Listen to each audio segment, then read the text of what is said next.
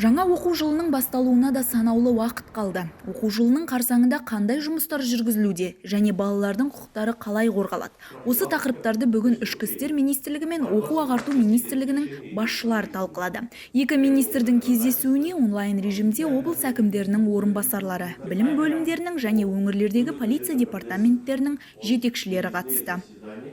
Күн тәртібіндегі тақырып өзекті. Қазақстан президентінің ерекше бақылауында және мүдделі мемлекеттік органдар, депутаттар, қоғам белсенділері мен үкіметтік емес ұйымдардың күш біріктіруін қажет етеді. Тәрбиесіз берген білім адамзаттың қас жауы дейді. Сондықтан әрине бүгінгі таңда біз енді бұл Қазақстан 30 ең дамыған мемлекеттің қатарына кіреміз деп сондай болжам жасап отырмыз. Ол енді жер қойнауындағы байлықпен емес, ол адами байлықпен кіреміз. Соның бүкіл бүгінгі келе жатқан осы біздің бүгінгі тәрбие алып жатқан, біліп жатқан жасөспірімдерге байланысты. Сондықтан бүгінгі таңда осы мәселені біз өте мұқият қарауымыз керек. Өйткені біз жаңағы айтып отырмыз, бүгін неге ішкі істер органдарында осындай жиналыс жасап отырмыз? Біздің бастауымен бірігіп министрлікпен. Өйткені ертеңгі қауіпсіздік, ертеңгі еліміздің тыныштығы, ертеңгі сапалы ұрпақ осы бүгін қалыптасады.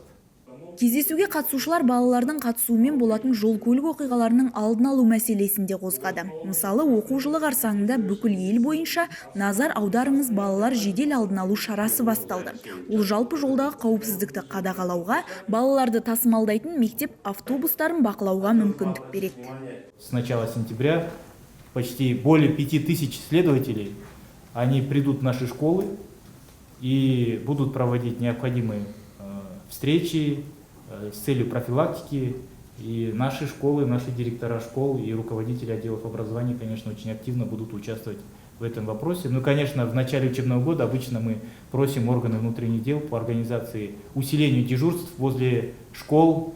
Это искусственные неровности, это специальные знаки, это дежурство, поэтому я думаю, что сообща мы эту работу в этом году также проведем. Сонымен қатар екі ведомствоның басшысы елордалық жедел басқару орталығында болды. Мұнда оқу-ағарту министріне мектептерде орнатылған камералар мен дабыл түймелерінің мүмкіндіктері көрсетілді. В случае, если происходит какое-то ЧП в школе, постовой, либо тот, у кого находится брелок, либо директор школы может нажать тревожную кнопку. Вот в данном случае происходит сигнал тревожной кнопки со стороны, школа номер 70.